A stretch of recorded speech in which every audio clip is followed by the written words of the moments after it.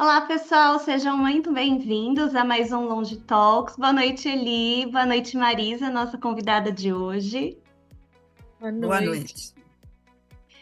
Bom, a gente está aqui hoje, Marisa, para falar, né, claro, de assuntos relacionados à longevidade. Então, eu quero agradecer, antes de qualquer coisa, você estar aqui conosco, a sua disponibilidade de tempo. Então, muito obrigada por aceitar nosso convite.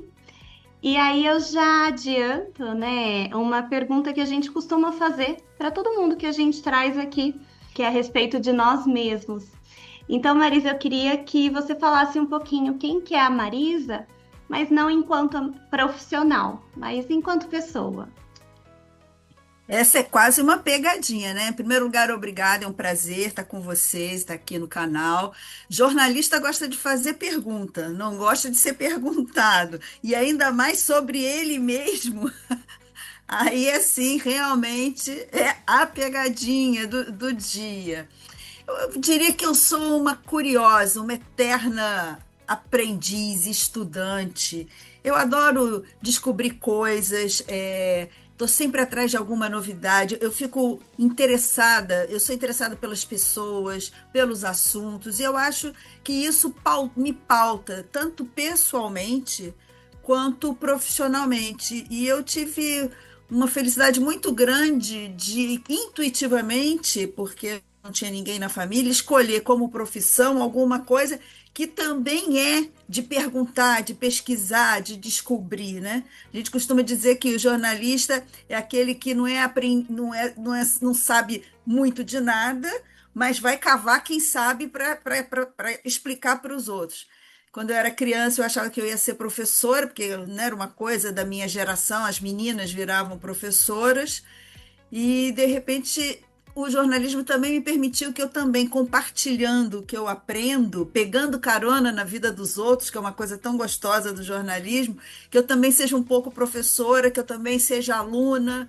Eu acho que o bom da vida é a gente aprender e multiplicar isso e compartilhar. Eu acho que é isso que nos mantém vivos, sabe? E não choramingando, ruminando as coisas ruins, porque tem muita coisa ruim, mas também tem muita coisa boa. Não sei se eu saí pela tangente, tá? Vocês me perdoem se eu tiver feito isso.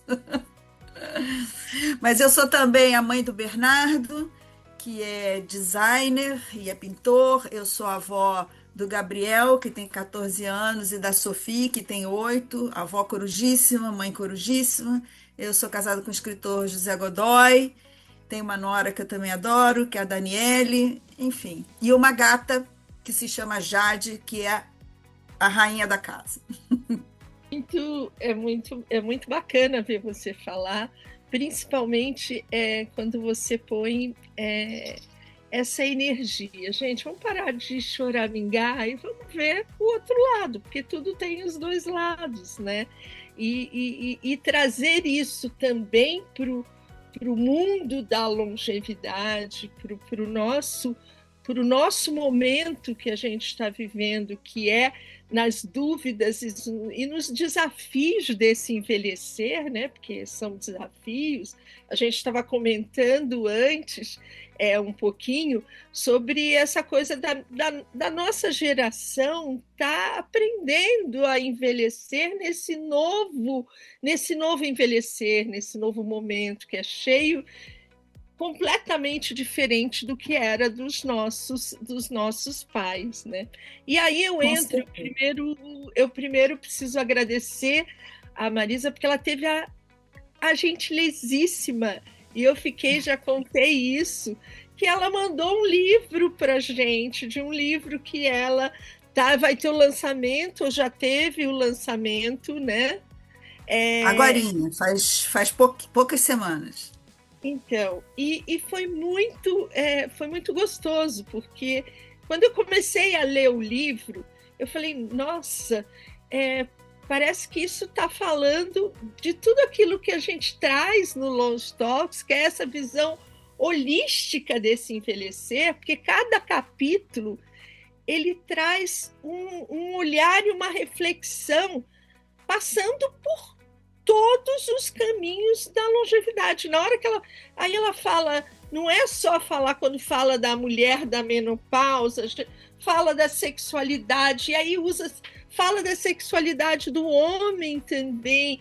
Então, eu achei assim, eu fiquei extremamente feliz de ler um livro onde ele contém, é como se ele desse uma volta a 360 graus nesse novo longeviver que a gente tem, né? E foi muito bacana. E aí, pegando esse gancho, viu, Marisa, aí que está fresquinho, né? Eu queria trazer um pouquinho dessa, que você compartilhasse um pouquinho disso, né? Desse livro, dessas suas percepções, porque com certeza esse livro traz a vertente mais atual. Mas eu li o teu livro A Longevidade no Cotidiano, que foi o primeiro e tudo isso, e eu queria que você compartilhasse um pouquinho como foi a construção desse primeiro para esse último, né? Que você traz vamos dizer assim, uma visão muito mais rica, né? E isso faz com que a gente se envolva nesse movimento.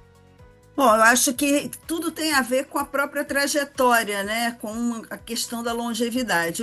Eu escrevo desde 2016, tem um blog no portal de notícias G1, onde eu escrevo sobre longevidade 3 vezes por semana. É claro que isso vai aumentando o repertório, né? O primeiro livro surgiu, foi um convite da editora Contexto, era na pandemia, 2020, eu fiquei encantado com a possibilidade de fazer, mas até pela própria falta de recursos, de tempo, a impossibilidade dos deslocamentos, eu acabei fazendo uma compilação de colunas que já tinham sido publicadas, atualizando, sistematizando em cima dos assuntos mais importantes, sobre os quais eu escrevia. Aí o tempo passa, durante a pandemia, apesar de aqueles anos horríveis que todos nós enfrentamos, se teve uma coisa boa, para mim, pelo menos, foi o fato de todos os eventos internacionais estarem online. Então, eu pude participar de seminários que eu não poderia estar presencialmente e vi como estava muito quente a questão da menopausa. Então, em 2022, eu acabei lançando um livro sobre menopausa e eu fico feliz que agora a gente está vivendo um boom, né, de mulheres, de influenciadoras, e que é muito importante porque era um assunto totalmente tabu, né? Eu fiz várias rodas de conversa, acho que ele continua sendo um tabu muito grande, se não entre as próprias mulheres que já estão se empoderando e tomando as redes sociais para falar, mas no mundo corporativo, que você conhece bem, Eliane, é um assunto tabu. Recentemente eu estive numa empresa em São Paulo, numa roda de conversa com mulheres de 35, 40, 50 anos, que tinham tomado a iniciativa de trazer esse assunto à baila para melhorar o seu ambiente corporativo. Olha que coisa bacana e importante. Tudo isso é o que nós três, porque vocês também fazemos a mesma coisa, né? Essa discussão sobre longevidade, como é que a gente vai colocando os tijolinhos dessa construção para que a nossa casa não desmonte lá no final, né? Porque se a gente colocar os tijolos tortos, ela não vai aguentar quando for debaixo de uma chuva, de uma tempestade. E aí, conforme, né, nesses últimos anos, eu acabei recebendo um convite para escrever outro livro sobre longevidade. Eu falei assim, bom, então agora vamos falar de 60 mais, mas com essa abrangência e até com uma questão realmente de um repertório que vem sendo aumentado, enriquecido ao longo dos anos.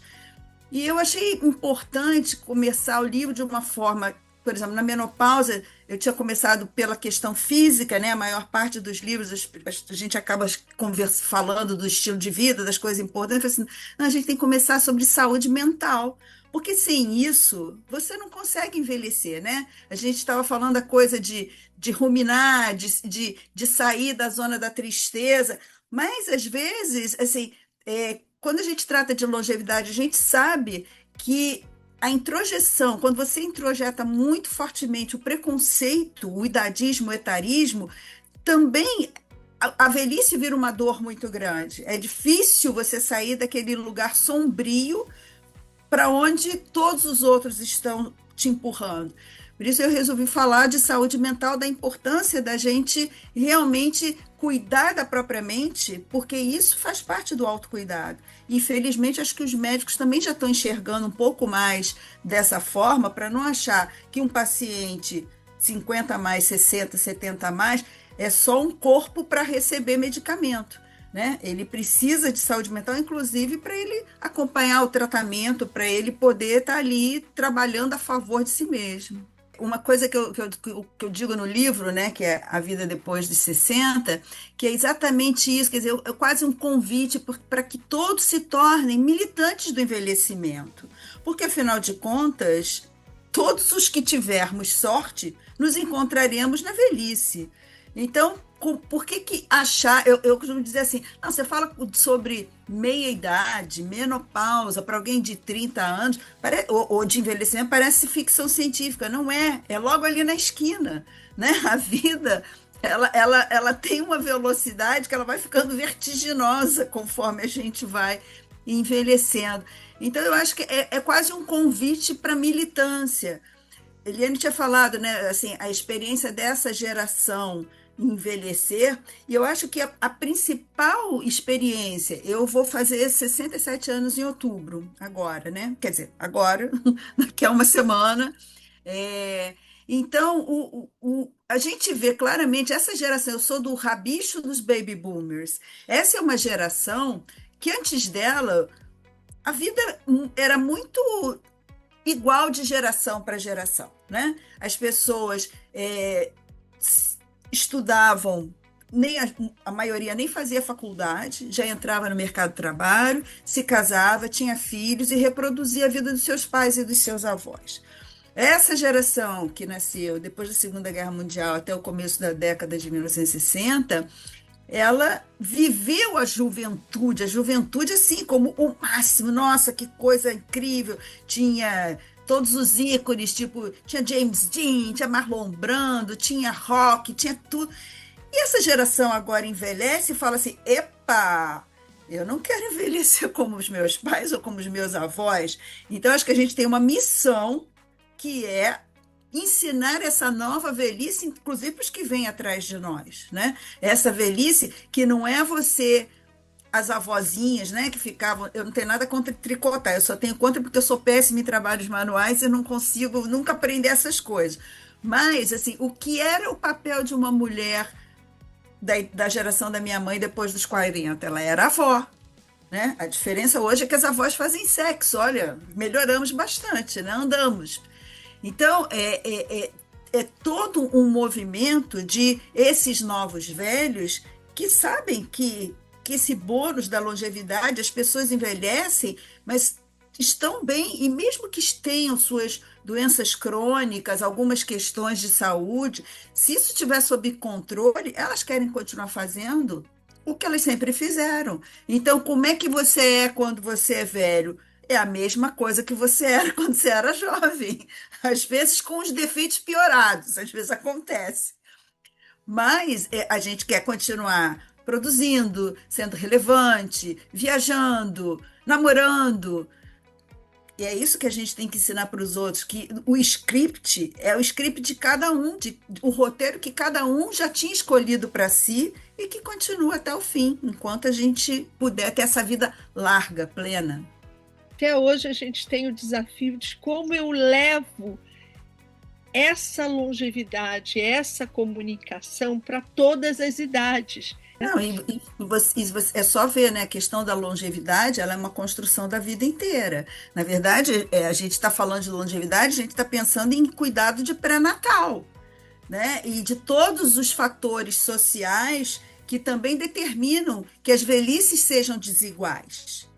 Né? A velhice vai depender também do CEP, onde você mora. né? A qualidade da sua vida, a qualidade da sua velhice, as oportunidades que você vai ter. Então, essa é uma questão para todo mundo. Assim, a gente falar de longevidade, a gente também tem que falar da questão física, da questão mental, da questão das relações, que é fundamental, porque alimenta também a saúde mental, mas também precisa falar de segurança financeira, né? Quando é que a gente vai tratar de resolver essa questão da saúde financeira?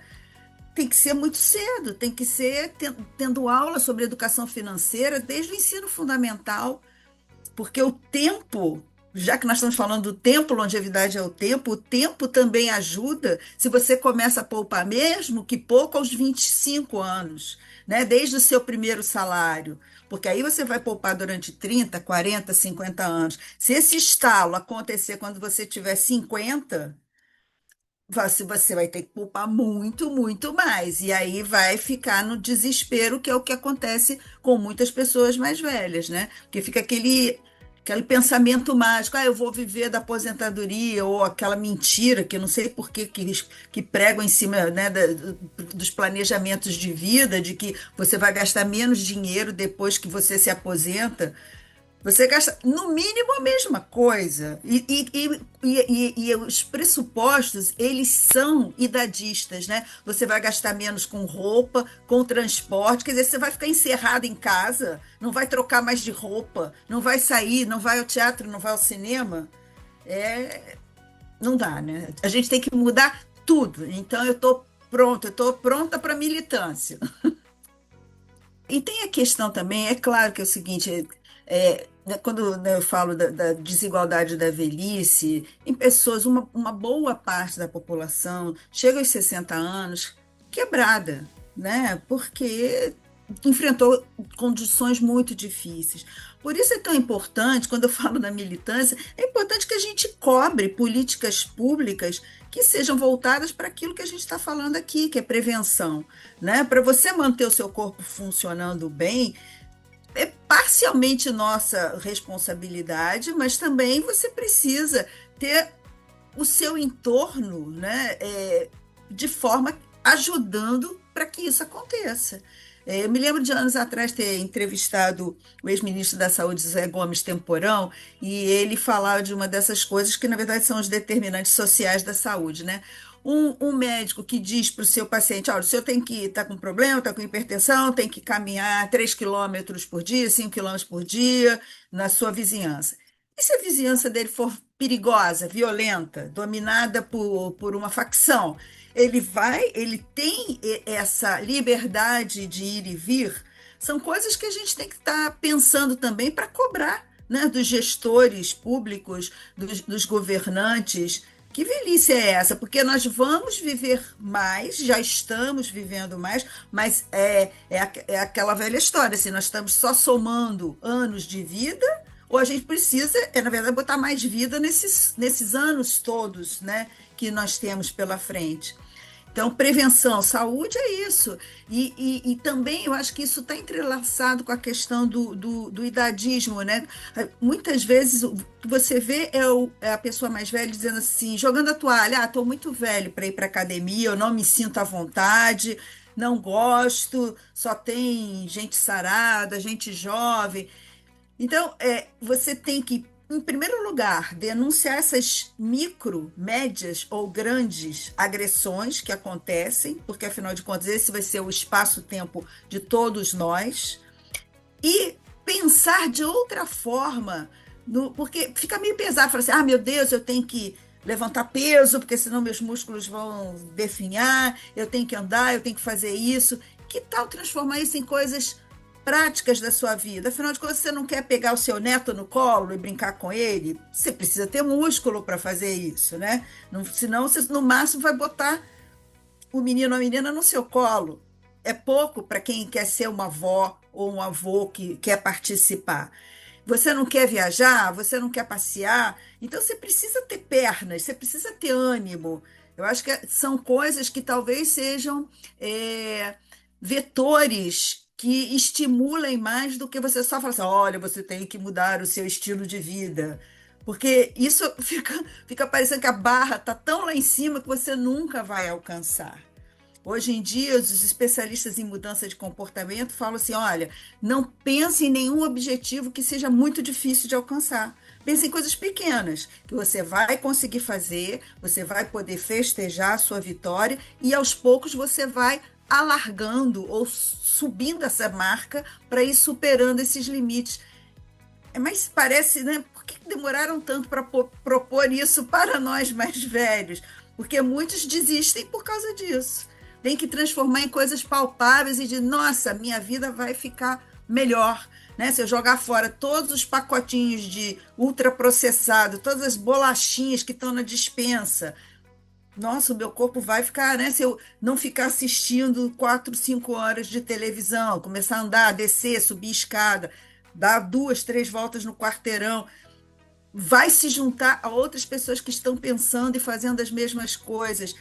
O corpo vai agradecer, os sinais vão aparecendo e talvez seja o suficiente para começar esse círculo aí virtuoso, né?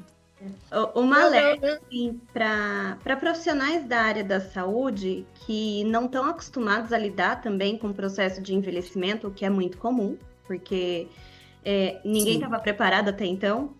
Mas uma coisa que eu vejo muito, porque eu lido diretamente com muito idoso mesmo, gente, eles falando assim, com medo. Às vezes a gente, tipo, é recomendado para eles, por exemplo, a Organização Mundial da Saúde preconiza 30 minutos de exercício, no mínimo 3 vezes. Isso é protocolo. Aí passa, aí a pessoa tem problema no joelho, aí a pessoa tem problema de articulação, aí a pessoa tem dor na coluna. E aí, tipo, tem problema no quadril. E aí, quando é passado isso, a pessoa ela fica desorientada. Então, assim, falta orientação por parte do profissional de entender qual é a necessidade daquele idoso, porque muitos não fazem atividade, eu falo até, por exemplo, em casa mesmo, porque às vezes o médico fala assim, olha, por esse problema você não pode andar, tá? Ela não pode andar, mas e aí, o que ela pode fazer? Porque existem outros exercícios que não geram impacto e que podem ser realizados. Então, falta esse cuidado do profissional nessa orientação. Você falou super bem que é a questão do protocolo. 150 minutos de exercício moderado por semana é para quem já tem uma determinada aptidão física. Porque se o médico diz, você tem que andar 10 mil passos por dia, e o cidadão for dar 10 mil passos por dia, no outro dia ele está sem sair da cama, totalmente quebrado, porque 10 mil passos são 7 quilômetros. Você não anda assim 7 quilômetros se você não andava nada, se você é sedentário. Hoje em dia já tem toda uma corrente chamada das microdoses, né? Se você for varrer a casa, você está fazendo exercício, né? Se você tiver, sei lá, for passear com um cachorro, também você está fazendo exercício. Se você contabilizar e criar momentos dessas microdoses, você já vai sair do sedentarismo. Então, já é um primeiro passo. Essa questão que você trouxe, Jéssica, é super, super importante. Porque é assim que a gente muda a situação. Porque é isso que você falou. Assim, os protocolos têm que ser personalizados. Porque uma das coisas que vai acontecendo com os idosos mais velhos é também essa infantilização, né? Você tira dele a identidade dele. Aquela mulher que era uma advogada, aquele homem que foi um gerente de vendas, eles são quase tudo isso desaparece, né? Ele fica só como se fosse um velho sem passado, destituído da sua própria trajetória. E isso faz com que muitos realmente isso crie um quadro de depressão. Todas essas coisas estão interligadas, assim. Eu gostei muito de poder tratar um pouco de cada uma delas no livro para a gente ver, inclusive, como a velhice é multifacetada, como todas as outras fases da nossa vida, né? A gente tende a achar que a velhice é uma questão medicamentosa. Não é, é um tecido rico, orgânico, de relacionamentos, de desejos, de vontades, e que não podem ser silenciados, né? Exatamente. Mas eu queria, assim, que você fizesse uma provocaçãozinha para quem está nos assistindo. Tá, vou fazer. Você pediu uma provocação, vou sugerir um exercício, que é o seguinte: cada um fazer uma lista de assim, que, cujo cabeçalho vai ser eu não sou muito velho ou muito velho para.